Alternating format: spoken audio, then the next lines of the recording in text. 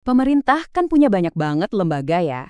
Tapi pernah kepikiran nggak sih gimana caranya sebuah badan yang ngurusin sesuatu yang super teknis dan sensitif kayak tenaga nuklir bisa bagi-bagi ilmunya?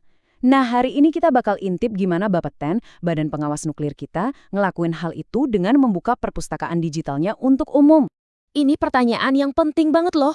Kalau kita ngomongin energi nuklir, sebuah bidang yang rumitnya minta ampun dan taruhannya keamanan, gimana caranya kita bisa pastiin informasi vital itu bisa diakses sama para ahli, peneliti, bahkan publik, tapi tetap aman?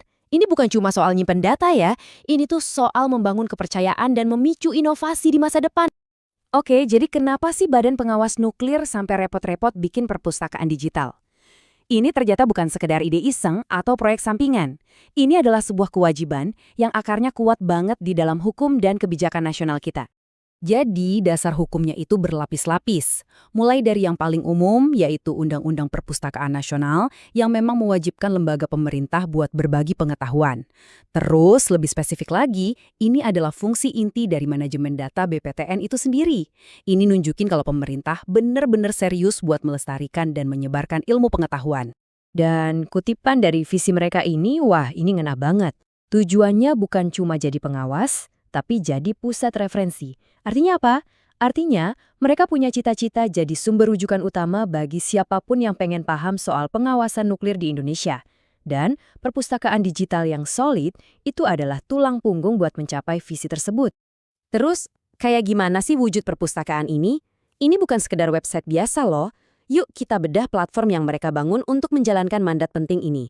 Sebuah repositori pengetahuan yang super terstruktur. Jadi kuncinya tuh ada di satu konsep, pengetahuan eksplisit. Gampangnya gini deh, ini adalah jenis pengetahuan yang bisa didokumentasikan dan dibagikan, kayak laporan riset, materi presentasi, atau standar keselamatan. Nah, repositori ini fungsinya kayak otak kolektif lembaga itu, menangkap semua ilmu ini biar nggak hilang pas para ahlinya pensiun atau pindah tugas. Nah, kalau kita lihat langsung, tampilannya kayak gini. Di sebelah kiri itu antarmuka ilibnya, bersih, langsung kelihatan koleksi populer dan yang terbaru. Terus di kanan, itu portal perpustakaannya yang lebih luas. Ada berita dan artikel juga. Desainnya fungsional banget, to the point, jadi para peneliti bisa langsung nemuin apa yang mereka cari. Persis seperti yang kita harapkan dari lembaga teknis kan? Tentu aja, nilai sebuah perpustakaan itu ada di koleksinya. Dan yang paling penting, seberapa banyak orang yang pakai. Nah, sekarang kita lihat angkanya. Dan angka-angka ini, jujur, ceritanya menarik banget tentang dampak dari ILIP BPTN. Pertama, kita lihat dulu ukurannya. Hampir 7.000 judul. Mungkin kedengerannya biasa aja, tapi ingat, ini untuk bidang yang super spesifik, seperti pengawasan nuklir. Jadi angka segitu tuh gede banget. Isinya macam-macam, dari buku, standar keselamatan, sampai materi pelatihan digital. Dan yang keren, koleksinya ini fokus banget. Hampir 80% isinya ya soal nuklir. Jadi ini bukan perpustakaan gado-gado yang nyoba melayani semua orang. Ini adalah sumber daya yang benar-benar dikurasi buat komunitas tertentu. Yang pastinya bikin nilainya jauh lebih tinggi bagi penggunanya. Tapi dari semua angka, mungkin ini yang paling wah. Hampir 37.000 unduhan.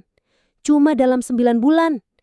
Ini bukti nyata kalau ada permintaan yang sangat besar akan informasi yang kredibel di bidang ini. Pengetahuan ini nggak cuma diam di rak digital, tapi aktif diakses dan dipakai orang. Terus apa sih yang paling banyak dicari orang? Nah, data ini nggak sih kita gambaran yang menarik banget. Dokumen terpopuler itu ternyata bukan jurnal akademis yang berat, tapi materi yang sangat praktis. Presentasi tentang fasilitas kedokteran nuklir, panduan uji kebocoran sinar X. Ini nunjukin kalau penggunanya itu adalah orang-orang di garda depan, mahasiswa, teknisi, praktisi medis yang emang nyari pengetahuan terapan. Disinilah teori ketemu sama praktek. Oke, kita udah lihat detailnya. Sekarang coba kita mundur sedikit dan lihat gambaran besarnya. Emangnya kenapa sih semuanya penting? Apa dampak nyatanya punya perpustakaan digital khusus kayak gini?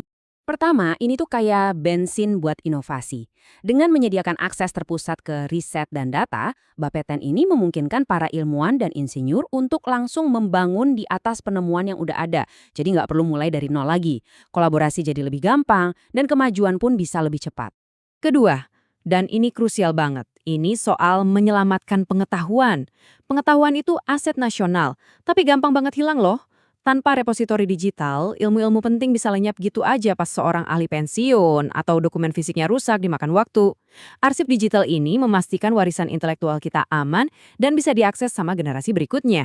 Terus ada lagi nih manfaat yang nyentuh soal transparansi dan kejujuran.